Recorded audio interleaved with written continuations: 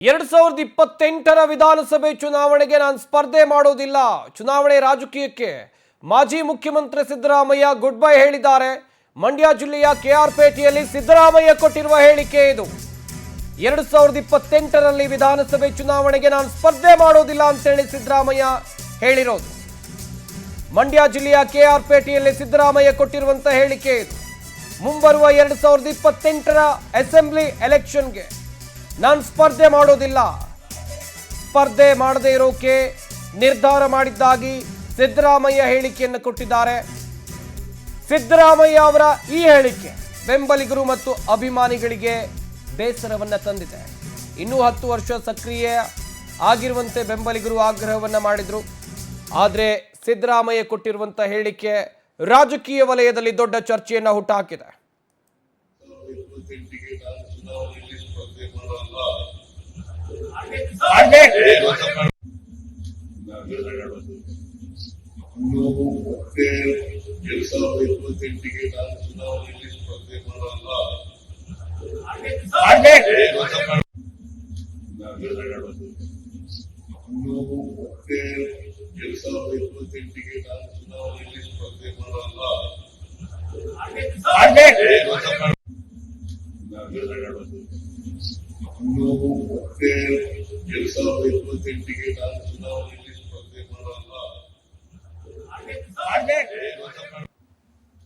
ಮಾಜಿ ಮುಖ್ಯಮಂತ್ರಿ ಸಿದ್ದರಾಮಯ್ಯ ಕೊಟ್ಟಿರುವಂತಹ ಈ ಹೇಳಿಕೆ ದೊಡ್ಡ ಮಟ್ಟದ ಚರ್ಚೆಯನ್ನ ರಾಜ್ಯ ರಾಜಕೀಯದಲ್ಲಿ ಹುಟ್ಟುಹಾಕಿದೆ.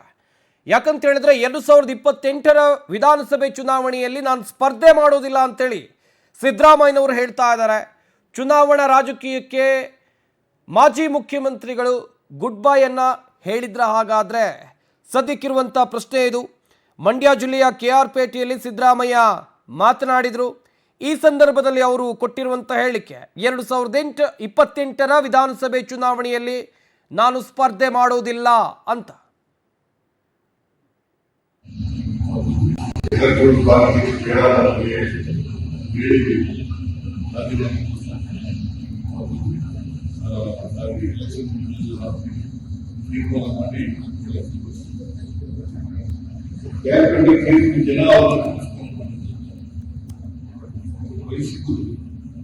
ಆ